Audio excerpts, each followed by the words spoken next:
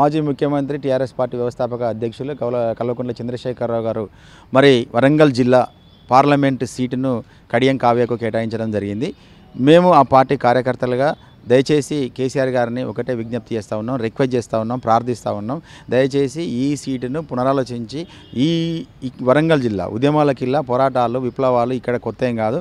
తెలంగాణ రాష్ట్ర సమితి అడ్డా మరి వరంగల్ జిల్లా, అటువంటి వరంగల్ జిల్లాలో మరి పార్టీకి సభ్యత్వం లేనటువంటి ఇలా వ్యక్తిని తీసుకొచ్చి మరి పార్లమెంటుగా డిక్లేర్ చేయడం అనేది నిజంగా కూడా మేము దీన్ని మరి వ్యతిరేకిస్తూ ఉన్నాం. కేసీఆర్ గారు పునరాలోచించాల్సిన కోరుతూ ఉన్నాం. తెలంగాణ రాష్ట్ర సమితి 2001 నుంచి కూడా ఉద్యమంలో ఉన్నాం. విద్యార్థులుగా, రాజకీయ నాయకులుగా టీఆర్ఎస్ పార్టీ తెలంగాణ రాష్ట్రాన్ని సాధించిన క్రమంలో మళ్ళీ బీఆర్ఎస్ పార్టీగా రూపాంతరం చెందిన తర్వాత కూడా అధికారంలో పార్టీతో ఒక పార్టీ క్రియాశీల కార్యకర్తలుగా ఈరోజు అనేక మంది విద్యార్థులు, ఉద్యమకారులు ఈ జిల్లాలో ఉన్నారు. కానీ మరి అత్యధిక మెజార్టీ ఉన్నటువంటి కులాలను పక్కకు పెట్టి చిన్న కులమైనటువంటి వాళ్ళని చెర మీద తీసుకొచ్చి మరి ఆమె నిన్నమొన్నదాకా డాక్టర్ ఉద్యోగం చేసుకొని నెలనాడు జీతం వస్తే బతికినటువంటి సందర్భం. మరి ఆమెను తీసుకొచ్చి పార్టీకి సభ్యత్వం లేదు, పార్టీకి ఎలాంటి సంబంధము లేదు, పార్టీలో ఆమె కాంట్రిబ్యూషన్ లేదు, పార్టీకి ఏం చేసిన పని కూడా లేదు. కానీ ఆమెను తీసుకొచ్చి ఇలా వారసత్వ రాజకీయాలలో మరి కడియం శ్రీహరి చేసినట్టు బ్లాక్మెయిల్ రాజకీయాలకు కేసీఆర్ గారు తలొగ్గి మరి ఇలా కడియం కావ్య చేయడాన్ని మేము పూర్తిగా వ్యతిరేకిస్తా ఉన్నాం. గౌరవ కేసీఆర్ గారికి మేము విజ్ఞప్తి చేసిందంటే, ప్రార్థించేది ఏంటంటే, దయచేసి మీరు మరొక్కసారి పునరాలోచించాల్సినటువంటి అవసరం ఉన్నది. ఈ వరంగల్ జిల్లాలో మాదిగ సామాజిక వర్గం, మాల సామాజిక వర్గం చాలా అత్యధికంగా ఉంటారు. వారిని పక్కకు పెట్టి మరి వారికి వేయడం అనేది ఇది చాలా శోచనీయం. మరి టీఆర్ఎస్ పార్టీ కార్యకర్తలు, బీఆర్ఎస్ పార్టీ కార్యకర్తలు ప్రతి అసెంబ్లీ నియోజకవర్గంలో కూడా మరి ఓటడుగా పోయినప్పటికీ కొంత మరి విముఖత అనేది, మరి విమర్శ అనేది మరి అది ఆడ ఎదురు కావడం జరుగుతుంది. కాబట్టి దాన్ని దృష్టిలో పెట్టుకొని పునఃసమీక్ష అంచాల్సిందిగా కోరుతా ఉన్నాం. రేపు జరగబోయేటువంటి లోక్సభ ఎన్నికలకు సంబంధించి బీఆర్ఎస్ పార్టీ మరి బీఆర్ఎస్ పార్టీ క్యాండిడేట్ని డిక్లేర్ చేయడం అనేది మేము వ్యతిరేకిస్తా ఉన్నాం. మరి కడియం శ్రీహరి కూతురు కడియం కావ్యకు టికెట్ ఇవ్వడం అనేది మేము చాలా వ్యతిరేకిస్తూ ఉన్నాము. ఎందుకంటే తెలంగాణ రాష్ట్రం సాధనలో భాగంగా మరి వరంగల్ జిల్లాలో మరి అనేక పోరాటాలు ఇక్కడ చేసినటువంటి ఉద్యమకారులు ఉన్నారు. ఉద్యమకారులకు ఇవ్వకుండా మరి పార్టీలో నిరంతరం పనిచేస్తూ పార్టీ కోసమే అహర్నిశలకు కష్టపడ్డటువంటి మరి దళిత యువకులకు టికెట్ ఇవ్వకోకుండా మరి ఎలాంటి సభ్యత్వం లేనటువంటి వ్యక్తికి, అదేవిధంగా పార్టీకి సంబంధం లేనటువంటి వ్యక్తి కడియం కావ్యకు టికెట్ ఇవ్వడం అనేది మేము చాలా బాధపడుతూ వ్యతిరేకిస్తూ ఉన్నాము. కేసీఆర్ గారికి, కేటీఆర్ గారికి, హరీష్ రావు గారికి ఒకటే విజ్ఞప్తి చేస్తాను. మీరు తీసుకున్న నిర్ణయం ఏదైతే ఉందో ఆ కడియం కావ్య అభ్యర్థిత్వాన్ని పునర్పరిశీలన చేయాలని చెప్పేసి విజ్ఞప్తి చేస్తూ ఉన్నాము. కడియం శ్రీహరి బ్లాక్ మెయిల్ రాజకీయాలకి తలంగి ఇలాంటి నిర్ణయం తీసుకుంటే వరంగల్ జిల్లాలో మన బీఆర్ఎస్ పార్టీకి పుట్టగతులు లేకుండా పోతాయి. ఇవాళ 7 నియోజకవర్గాలలో అన్ని అసెంబ్లీ స్థానాలలో కూడా మరి అనేక బీఆర్ఎస్ పార్టీకి సంబంధించినటువంటి వ్యక్తులు చాలా బాధపడుతూ ఉన్నారు. మరి ఈ వరంగల్ నియోజకవర్గానికి సంబంధించి ఏదైతే రాబోయే జరిగే పార్లమెంటు ఎలక్షన్లో మరి అతి చిన్న సామాజిక వర్గానికి టికెట్ ఇవ్వటం అనేది మరి జీర్ణించుకోలేకపోతారు.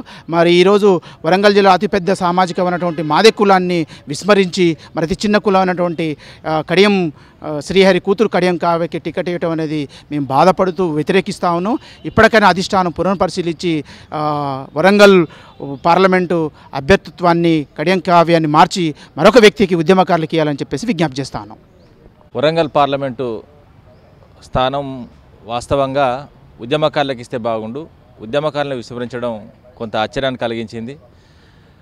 గౌరవ కేసీఆర్ కూడా అక్కడ వరంగల్ ఉమ్మడి జిల్లా నేతలను పిలిపించి కూడా మాట్లాడడం జరిగింది. వరంగల్ ఉమ్మడి జిల్లా ముఖ్య నాయకులు కూడా ముక్తకంఠంతో ఒకే మాట చెప్పడం జరిగింది, ఉద్యమకారులకు ఈసారి ఇస్తే బాగుంటుందని.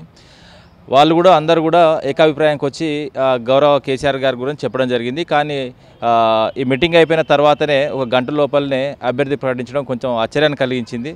వాస్తవంగా ఒక ఉద్యమకారునికి అవకాశం వస్తే వరంగల్ జిల్లాలో మళ్ళీ పార్టీకి పునర్వైభవం అనేది వచ్చేది ఉండే. సరే, చూద్దాం ఏం జరుగుతుందో.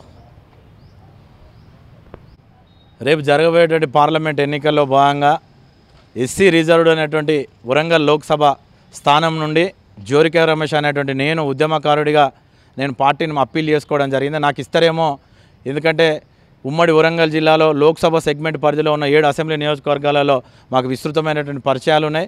ఉద్యమ కాలం నుంచి నేటి వరకు కూడా అనేకమైనటువంటి ప్రజలతో సత్సంబాలు ఉన్నాయి. నాకు కనుక టికెట్ ఇచ్చినట్లయితే టీఆర్ఎస్ పార్టీ అంటే వరంగల్ అంటే టీఆర్ఎస్ పార్టీ ఒకప్పుడు ఉండేది.